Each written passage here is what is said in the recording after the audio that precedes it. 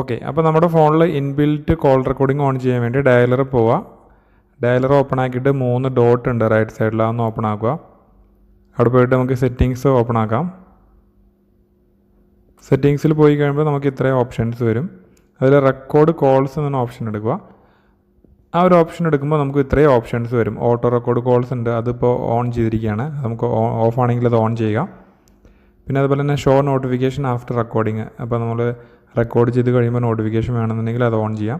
പിന്നെ നമ്മൾ റെക്കോർഡ് ചെയ്ത എല്ലാ കോൾസും ഇവിടെ നമ്മുടെ റെക്കോർഡഡ് കോൾസിൽ കിടക്കുന്നതാണ്.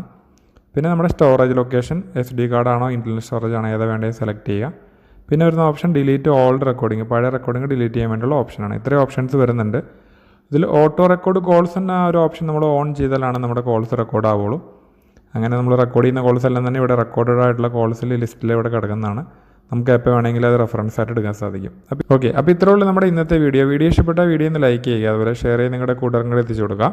ചാനലൊന്ന് മറക്കാണ്ട് സബ്സ്ക്രൈബ് ചെയ്യുക. പുതിയൊരു നമുക്ക് വീഡിയോയിൽ ഇനിയും കാണാം. അതുവരെ എല്ലാവർക്കും നന്ദി, നമസ്കാരം.